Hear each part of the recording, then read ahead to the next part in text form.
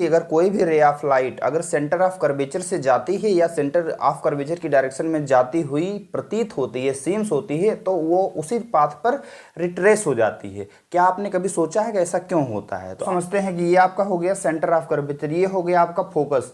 तो यहाँ पर ध्यान दीजिए, अगर कोई भी रे ऑफ लाइट अगर सेंटर ऑफ कर्वेचर से आ रही है, मान लीजिए यहाँ से लाइट आ रही है, तो आपको पता है कि ये जो लाइट है वो उसी पाथ पर वापस लौट जाती है। ये बात आपको पता है ना? ऐसा क्यों होता है?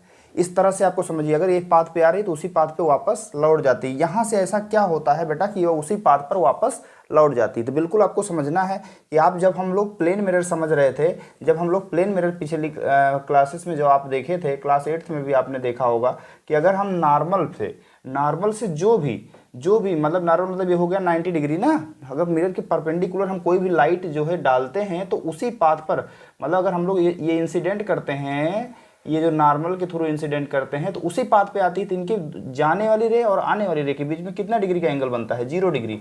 मतलब कि अगर हम लोग परपेंडिकुलरली किसी रे को पास करते थे जो प्लेन मिरर में, तो आप उसी पाथ पर 0 डिग्री पर उसका रिफ्लेक्शन हो जाता था। कुछ नया नहीं सीखना है इसमें, बहुत ईजी है। देखिए, जब यहाँ पर आ रहा है तो ये जाहिर सी बात है जिस पॉइंट पर गिरता है वो पॉइंट पर कैसा गिरता है पता है? ये टेंजेंट लाइन हम लोग खींच सकते हैं, ये टेंजेंट पॉइंट हो गया, टेंजेंट लाइन। टेंजेंट पॉइंट पर अगर हम लोग टेंजेंट लाइन खींचते हैं तो एक्चुअली ये गिरती कितने डिग्री पर है? 90 डिग्री पर है। यानी दोनों था, अगर सेंटर ऑफ कर्वेचर से पॉइंट पे गिरता है टेंजेंट पर कितना डिग्री बनता है? 90 डिग्री। तो 90 डिग्री यहाँ पर भी गिरता था तो उसी पाथ पर वापस आता था। उसी हिसाब से जो सेंटर से ये जो डिस्टेंस है ये रेडियस का काम करेगी ना।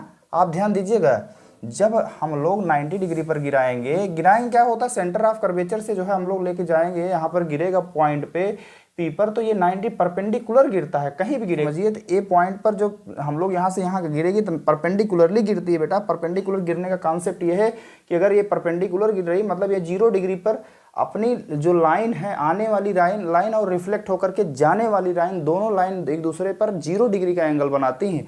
तो 0 डिग्री एंगल पर इसका रिफ्लेक्शन हो जाता है। इसीलिए जो है सेंटर ऑफ कर्वेचर से जो भी लाइन जाएंगी वो उसी पाथ पर रिट्रेस कर जाती हैं, क्योंकि वहाँ पर 0 डिग्री बनाती हैं, क्योंकि वो परपेंडिकुलरली गिरती हैं। ध्यान समझिएगा, वो जो आने वाली रे और जाने वाली रे 0 डिग्री बनाती है, लेकिन वो गिरती है प्लेन, जिस पॉइंट पे गिरती है वो परपेंडिकुलर गिरती है बेटा। जैसे कि यहाँ पर हो गया, अगर एंगल आपका एग्जाम में पूछा जाता है तो 0 डिग्री लगाएंगे, और गिरती जो है हम लोग का पता ही है कि किस हिसाब से परपेंडिकुलर ये आपका गिरती है।